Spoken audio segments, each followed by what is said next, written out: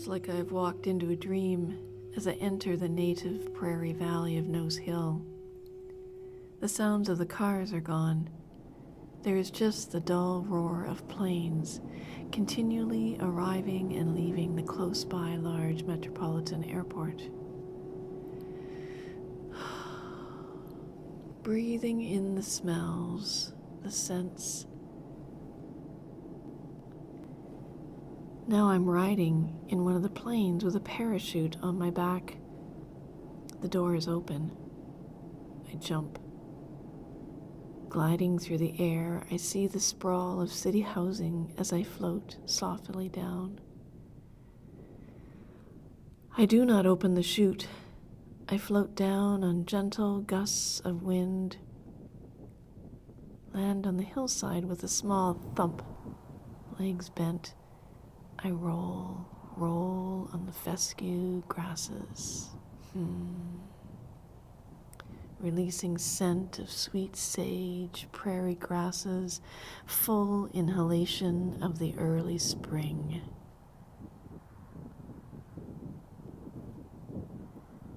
Laying on my back, I look up at the sky, soft and gray. Another plane goes by, but no one jumps. I get up and walk. Find a path to follow, head down into a ravine. My feet crunch on the frozen bits of ice. I walk into a forest of small trees with dark markings on their gray bark. I run my hand along the trunk of the tree, down towards the root, into the crevice of the earth. My hands slide along the roots, easing my body serpentine-like into the earth. There are many pathways, one the perfect size for me. I feel my way along this underground path until I reach a large hollow where snakes are denning. I join them, curling amidst them in this little den. Under the rocks, deep in the earth, under the hill.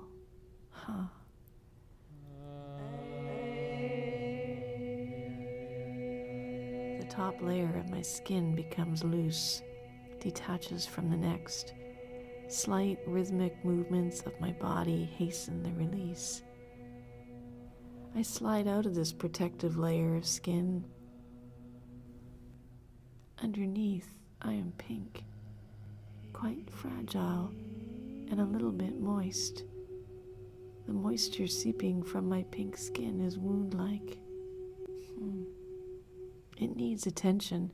It's not good for the weeping wound of my skin to be exposed like this. Aware I am with other snakes possessing healing venom, I ask if they would release their venom onto my fragile pink skin. They begin to move around me. I lie very still while they slide along my body, under, above, and around. As they deliver the healing venom, the pinkness, the redness softens and becomes a grayish pink, a newly created layer of skin. I hear humans above on the hill. I know I am safe in this hidden sanctuary, receiving this gesture of compassion from this family of snakes.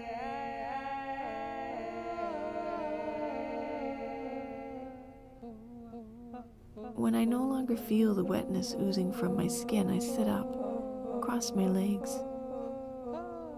I thank them. I don't thank them through my voice, but communicate through my heart.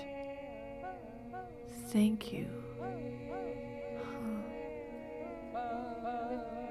A fiery warmth overcomes me. A great heat generated from my heart sweats out through my new skin. I let it bead on the surface as I am internally cleansed. My heart is the source.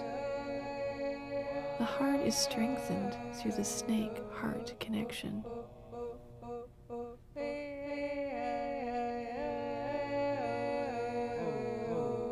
As my heart opens more, I sweat more. I remain heart-centered and rooted. I do not move up into my head in panic. I allow the pounding heat to leave my body through the sweat.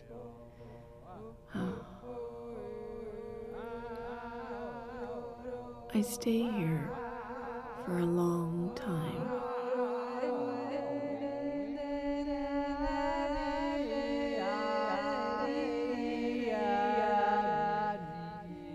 Sun cycles happen, and I remain here. No hurry, no rush.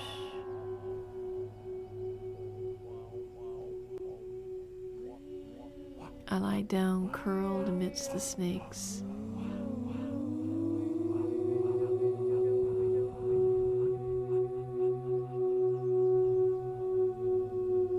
Moon cycles happen.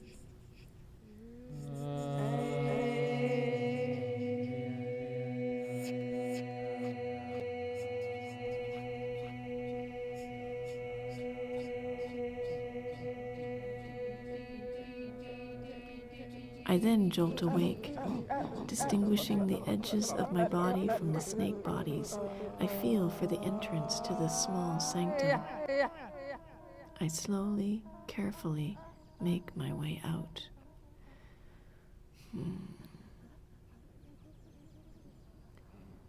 When I reach the surface, I adjust my eyes to the soft light. It's early morning. There are beads of moisture on the grass. I look through the beads from my low vantage point and see prisms reflected. I look skyward and see birds flying overhead. I emerge from my place of shelter. Standing on the tips of my toes, I reaching out and up, stretch fully, turning myself around in full circumference. I'm at the top of one of the knolls of the hill looking down. A raven comes by and offers to return me to the place where I entered the hills. I accept.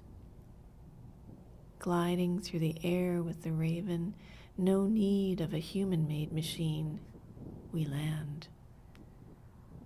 I say thanks and farewell to the raven through my heart, not with words, and it takes off.